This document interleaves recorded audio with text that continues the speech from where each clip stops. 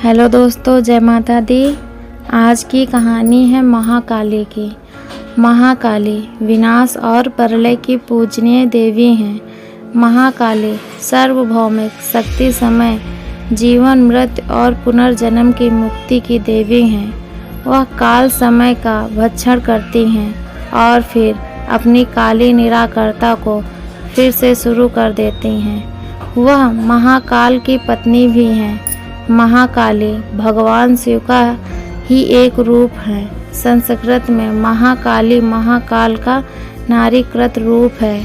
पार्वती और उनके सभी रूप महाकाली के विभिन्न रूप हैं। माँ काली की कथा की अनेक अलग अलग कहानियाँ मिलती हैं। आज हम पुराणों में वर्णित माँ काली की कथा का वर्णन करेंगे।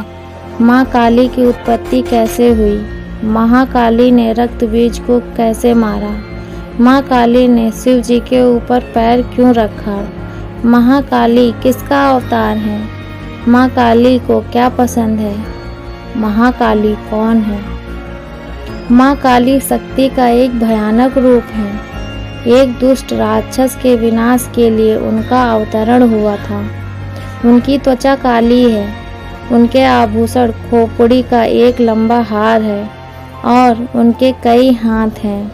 उनकी जीभ तरसती गर्म खून के लिए बाहर लटकी हुई है। महाकाली की उत्पत्ति कैसे हुई। रक्तबीज नाम का एक राक्षस था। उसे ब्रह्मा जी से वरदान प्राप्त था कि उसे स्त्री के अलावा और कोई नहीं मार सकता था। उसे ये भी वरदान था कि उसके खून की एक बूंद जमीन पर गिरे तो और रक्तबीज राक्षस पैदा हो जाएंगे। उसने देवताओं पर और ब्राह्मणों पर अत्याचार करके तीनों लोकों में कोहराम मचा रखा था। देवता इस वरदान के कारण रक्तबीज को मारने में असमर्थ थे। युद्ध के मैदान में जब देवता उसे मारते हैं तो उसके खून की हर बूंद जो जमीन को छूती है खुद को एक और नए शक्तिशाली रक्तबीज में बदल देती है और पूरे युद्ध के मैदान में लाखों रक्तबीज के साथ युद्ध करना पड़ता। निराशा में देवताओं ने मदद के लिए भगवान शिव का रुख किया, लेकिन जैसे ही भगवान शिव उस समय गहरे ध्यान में थे, देवताओं ने मदद के लिए उनकी पत्नी पार्वती की ओर रुख किया। देवी ने तुरंत काली का रूप इस खूंखार दानों से युद्ध करने के लिए निकल पड़ी। महाकाली ने रक्त बीज को कैसे मारा। माता युद्ध करते समय जैसे ही उसे मारती, रक्त बीज के शरीर की बूंद से एक नया रक्त बीज उत्पन्न होने लगा। तब माता ने अपनी जीवा का आकार बड़ा कर लिया। फिर रक्त बीज का जैसे रक्त गिरता तो वह माता के जीभा पर गिरता। ऐसे करते करते रक्त बीज कमज़ोर होने लगा। फिर माता ने उसका वध कर दिया। महाकाली ने शिव के ऊपर पैर क्यों रखा।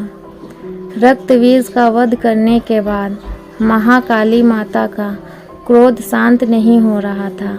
उनका अति विकराल स्वरूप के सामने आने से सब लोग डरने लगे और उनके सामने जो भी आता उनका विनाश कर देती।